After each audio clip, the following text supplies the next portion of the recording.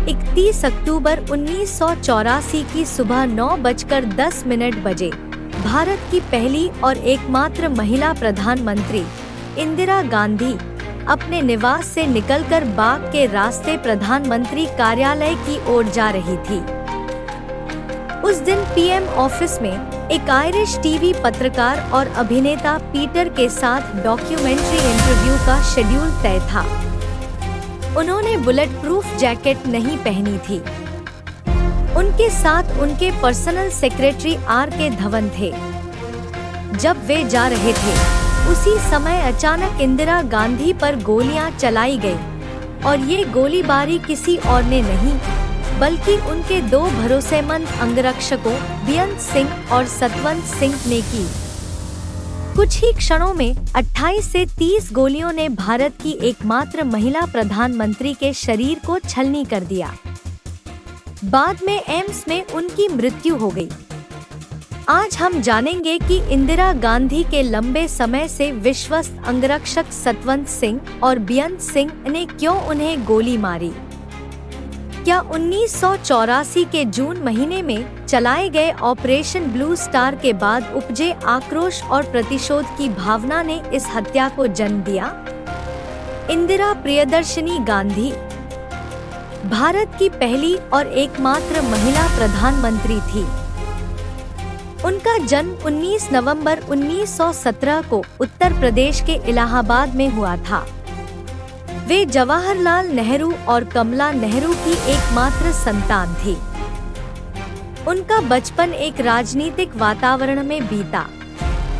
British विरोधी आंदोलन, कांग्रेस की गतिविधियां और स्वतंत्रता संग्राम ने उन्हें बचपन से ही राजनीति की ओर आकृष्ट किया। 1934 में उन्होंने शांतिनिकेतन से मैट्रिक परीक्षा पास की। 1936 में उनकी मां की मृत्यु के बाद उन्होंने उच्च शिक्षा के लिए पहले स्विट्जरलैंड और बाद में इंग्लैंड के ऑक्सफोर्ड विश्वविद्यालय में इतिहास विषय में पढ़ाई की। लंदन में रहने के दौरान उनकी मुलाकात फिरोज गांधी से हुई और उनके बीच एक मित्रता का रिश्ता बना। 1942 में वे भारत लौटे और विवाह बंधन में बंध गए। 1966 में लाल बहादुर शास्त्री की मृत्यु के बाद इंदिरा गांधी भारत की प्रधानमंत्री बनी और जल्द ही उन्होंने अपनी मजबूत नेतृत्व क्षमता स्थापित की। उनके राजनीतिक जीवन के स्वर्णिम अध्यायों में शामिल है हरित क्रांति, आर्थिक सुधार और 1971 में बांग्लादेश की स्वतंत्रता में भारत की भूमिका। लेकिन कुछ काले अध्याय भी थे।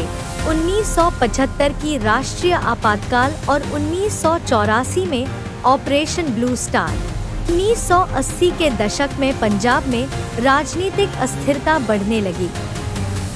सिख समुदाय के एक वर्ग ने अलग खालिस्तान राष्ट्र की मांग उठाई।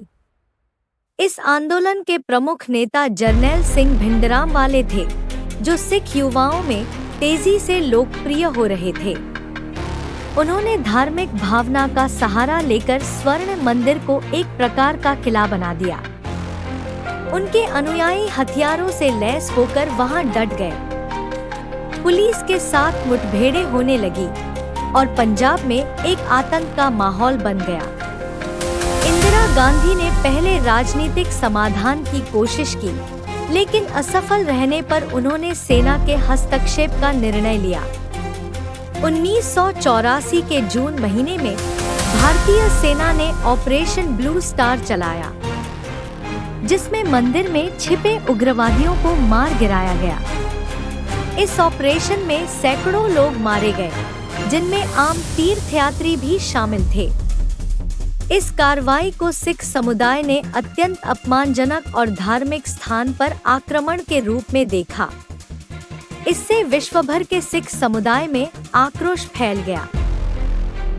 31 अक्टूबर 1984 की सुबह 9:10 बजे भारत की पहली और एकमात्र महिला प्रधानमंत्री इंदिरा गांधी अपने निवास से निकलकर बाग के रास्ते प्रधानमंत्री कार्यालय की ओर जा रही थी। उस दिन पीएम ऑफिस में एक आयरिश टीवी पत्रकार और अभिनेता पीटर के साथ डॉक्यूमेंट्री इंटरव्यू का शेड्यूल तय था। उन्होंने बुलेट प्रूफ जैकेट नहीं पहनी थी। उनके साथ उनके पर्सनल सेक्रेटरी RK धवन थे। जब वे जा रहे थे, उसी समय अचानक इंदिरा गांधी पर गोलियां चलाई गईं, और ये गोलीबारी किसी और ने नहीं, बल्कि उनके दो भरोसेमंद अंगरक्षकों बेअंत सिंह और सतवंत सिंह ने की। कुछ ही क्षणों में 28 से 30 गोलियों ने भारत की एकमात्र महिला प्रधानमंत्री के शरीर को छलनी कर दिया। बाद में एम्स में उनकी मृत्यु हो गई। इंदिरा गांधी के शरीर में कुल 31 गोलियां लगी थी, जिनमें से बेअंत सिंह की सर्विस रिवॉल्वर की 5 गोलियां और सतवंत सिंह की स्टेन गन से शेष गोलियां चलाई गईं। वे तुरंत जमीन पर गिर पड़ी। मौके पर मौजूद अन्य सुरक्षा अधिकारियों ने दोनों अंगरक्षकों को पकड़ा। बेअंत सिंह को वहीं गोली मार दी गई, जबकि सतवंत सिंह को गिरफ्तार कर लिया गया। इंदिरा गांधी को तुरंत एम्स ले जाया गया, जहां डॉक्टरों ने उन्हें बचाने की पूरी कोशिश की, लेकिन अत्यधिक रक्तस्राव और आंतरिक चोटों की वजह से उन्हें बचाया नहीं जा सका। कई लोग इंदिरा गांधी को इस कार्रवाई के लिए दोषी मानते हैं और माना जाता है कि यही प्रतिशोध की भावना उनकी हत्या की वजह बनी। एक सफदरजंग रोड पर उन्होंने लगभग 20 वर्ष का जीवन बिताया था। 1964 में जवाहरलाल नेहरू की मृत्यु के बाद इंदिरा गांधी अपने परिवार के साथ इस आवास में आ गई थी। उनकी मृत्यु के बाद इस आवास को एक संग्रहालय में बदल दिया गया।